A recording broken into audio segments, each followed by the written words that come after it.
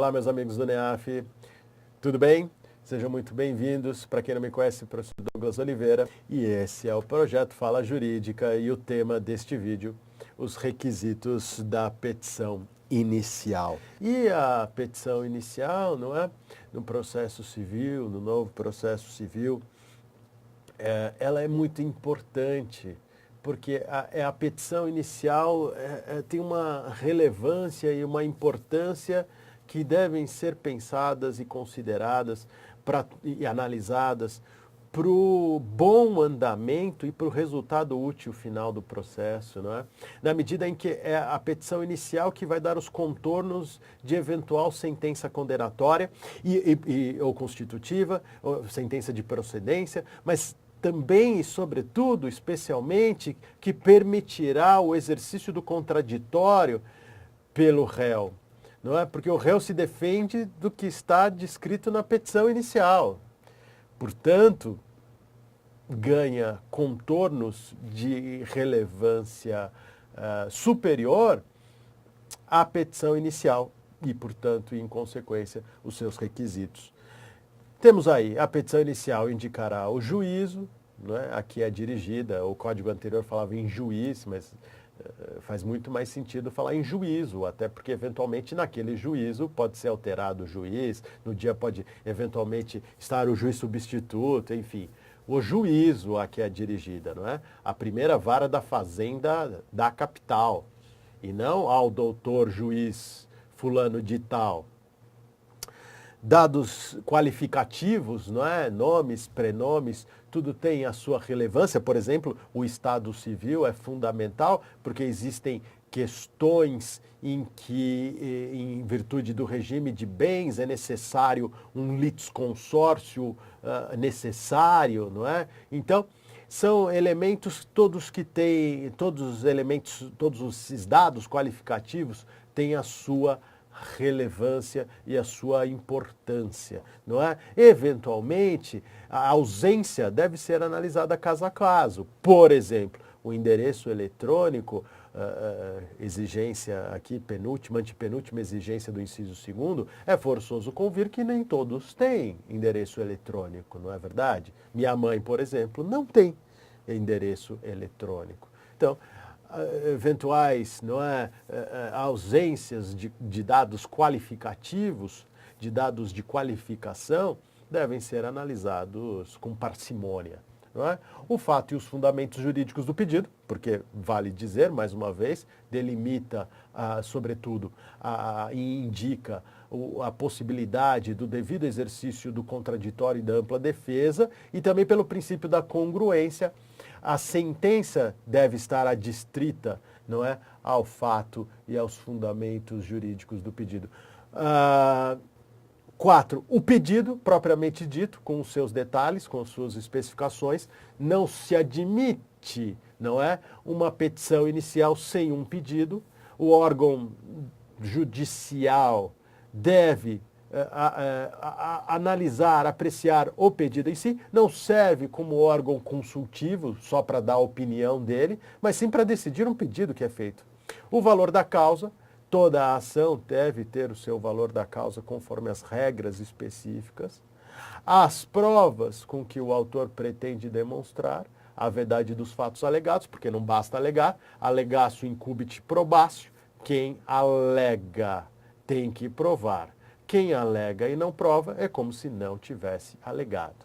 A novidade do novo CPC, a opção do autor pela realização ou não de audiência de conciliação ou de mediação. E aí, alguns detalhes. Parágrafo 1º. Não tem todas as informações do inciso 2º. Não tem todas as informações. Então, uma possibilidade, não é requerer ao juiz as diligências necessárias à sua obtenção. Porque, veja, a jurisdição, não é a função, o dever, poder do Estado de aplicar o direito ao caso concreto, não pode ser retirado, não pode ser dificultado, a jurisdição é inafastável. Vale o princípio do livre acesso à justiça ou do livre acesso à ordem jurídica justa, não é? Ou da tutela judicial. Então, não se pode dificultar o acesso à justiça e, nesse caso, o parágrafo 1º indica a possibilidade de colaboração do próprio juiz na obtenção dos dados. E é por isso que, nesse mesmo diapasão, nessa mesma ordem de ideias, não cabe indeferimento de petição inicial se, faltando informações do inciso 2º, for possível a citação do réu. Inteligência do processo, não é? Inteligência do artigo 319. Não tem os dados, mas é possível a citação do réu. Não cabe indeferimento por esse motivo. A finalidade, não é, prevalece sobre a forma, não é? As regras existem para facilitar, não para dificultar, e muito mais para impedir ou dificultar diante do mandamento constitucional, direito fundamental do livre acesso à justiça ou da inafastabilidade da jurisdição. No mesmo sentido, a petição inicial também não será indeferida. Não cabe o indeferimento, não é? Não cabe o indeferimento se a obtenção das informações for impossível ou se for excessivamente oneroso o acesso à justiça. De qualquer forma, vejam o seguinte, esses 2 parágrafos têm como objetivo permitir o acesso à justiça, ou facilitar esse acesso à justiça em consonância com o dispositivo constitucional do artigo 5º, inciso 35. Maravilha? Então, lembrando, não é, que as regras exigem para facilitar e para permitir, não para atrapalhar. Mas, no 320, fala em documentos indispensáveis, sem os quais não há processo. O exemplo clássico é da certidão de casamento no processo de divórcio, no processo de separação litigiosa. O casal, né, o autor, pede a separação, o divórcio litigioso, né, tem que provar que é casado. Não é? Tem que provar que é casado. E atenção, documentos indispensáveis à propositura da ação não se confunde com documentos indispensáveis à procedência da ação. Boa perguntinha de prova, né? A petição inicial será instruída com os documentos indispensáveis à propositura, exemplo, certidão de casamento. Não a procedência da ação, não é? Documentos que provem, por exemplo, o adultério, que, aliás, não há de se falar se não houver casamento, daí a indispensabilidade da certidão de casamento no processo. Legal? Bom, veja, princípio aqui no 321 fala, olha, não preenche os requisitos. Tem defeito. Então o juiz manda emendar. E emendar, sim, emendar. Que inclusive pode ser mais de uma vez, emenda sucessiva. Prazo de 15 dias. Princípio da economia processual. Princípio da economia processual. Não vai arquivar o processo, não vai extinguir, não vai perder todo o trabalho que já foi feito, ainda que pouco, quando se pode consertar, quando se pode emendar, quando se pode corrigir, quando se pode completar. E atenção, o juiz deve indicar o que deve ser corrigido, o que deve ser completado. É obrigatória a possibilidade, a oportunidade de emenda da petição inicial. Só se o autor não cumprir a diligência que o juiz indeferirá a petição inicial. Princípio da economia processual. É preciso dar a oportunidade. Inclusive pode ser mais de uma oportunidade, sem nenhum problema.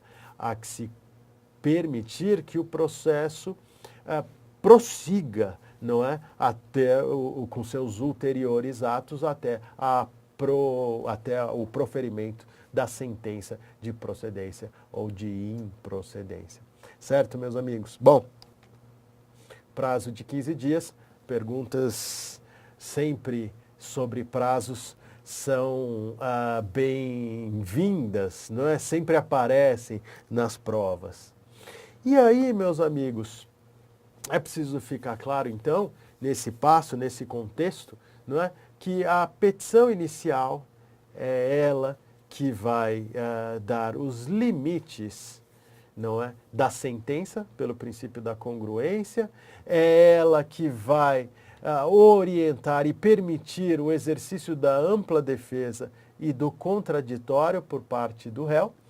E, além disso, não é, é preciso ter uma petição inicial apta para produzir uma defesa adequada e uma sentença útil. Sem uma petição inicial perfeita, a defesa fica prejudicada e a sentença pode se perder, pode perder a utilidade.